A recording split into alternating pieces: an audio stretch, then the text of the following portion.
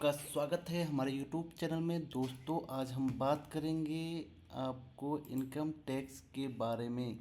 जो कि income tax आप जो भरते हैं, यदि आपका इनकम टैक्स का पैसा जो है बकाया है, यदि आपने लेटर का चूज किया है तो ये आपके घर पर भी जा सकता है। इसका नोटिस या तो आपको मेल पर नोटिस आएगा। इसके लिए आप लॉगिन करेंगे इनकम टैक्स की वेबसाइट पर और पासवर्ड और आईडी भरेंगे। जो पासवर्ड होता है आपका इनकम टैक्स आईडी होता है। उसके बाद अपना फेवरेट क्वेश्चन जो होगा उसको आप भरेंगे, जिसके बाद की लॉगिन होता है। उसके बाद आप पेंडिंग एक्शन में जाकर रिस्पॉन्स टू आउटस्टैंडिंग डिमांड को क्लिक करेंगे। उसको क्लिक करने के बाद आपका जो भी बकाया राशि है वो दिखाई देता है डिमांड के रूप में, और जो कि ईमेल और पोस्ट के थ्रू आपके घर पर भी जा चुका होता होगा। आप डाउनलोड भी कर सकते हैं और सबमिट रिस्पांस हो चुका है तो पे नाउ कर सकते हैं। पे नाउ करने के बाद आपको एक लिस्ट खुल के आती है। उसके बाद आप कंटिन्यू करके टैक्स का जो भी पैसा है उसको आप देख सकते हैं क्या है। उसके बाद पे नाउ पर जाते हैं। पे नाउ पर क्लिक करने के बाद आप एग्री करते हैं टर्म एंड कंडीशन और सबमिट कर देते हैं। इसके बाद आपका नेट बैंकिंग और यूपीआई के थ्रू पैसा पेमेंट करने का ऑप्शन आता है।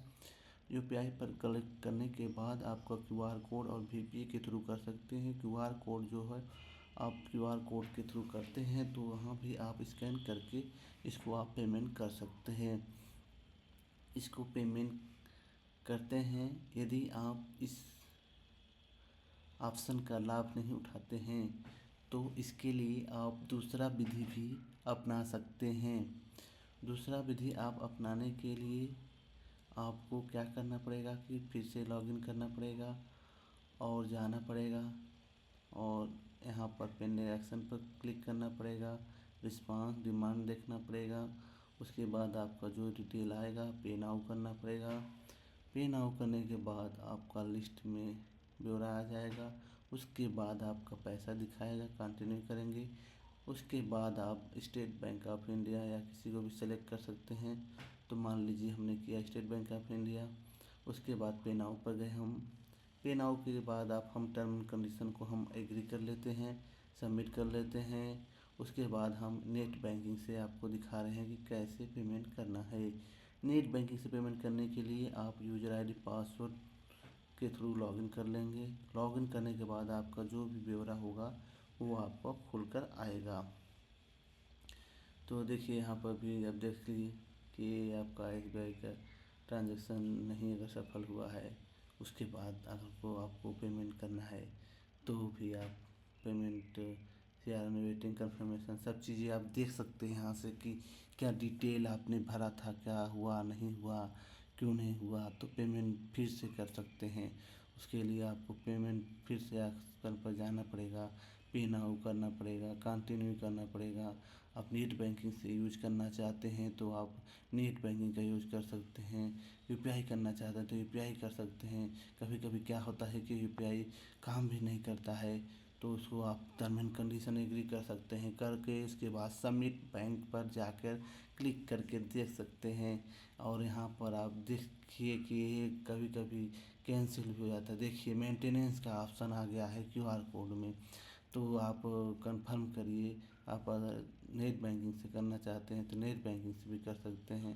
तो नेट बैंकिंग से करने के लिए देखिए हमने खोल दिया है नेट बैंकिंग। लॉगिन करने के बाद यहाँ आपको ऑप्शन में दिखाई देता है कितने रुपए लिखे, क्या है ट्रांजैक्शन, क्या है अकाउंट नंबर, क्या है। आप यहाँ पर आके सिक्योरिटी यानी कि जो आपका पासवर्ड होता है वो यानी कि ओटीपी आता है आपके मोबाइल पर, उसको आप इसमें भर सकते हैं। वो भर सकते हैं। क्या भरना पड़ेगा आपको, भरना पड़ेगा तो भर दीजिए। तो यहाँ पर भर देते हैं हम। कन्फर्म ऑप्शन करते हैं।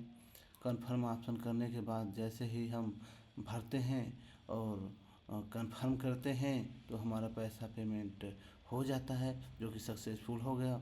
अब इसको क्या करेंगे कि आप देख भी सकते हैं कि हमारा क्या हुआ है नहीं हुआ है। तो चालान का जो सक्सेसफुल का मैसेज है आगे आपको दिखाई दे दिया। और डाउनलोड पर करने के बाद आप इसे डाउनलोड कर सकते हैं।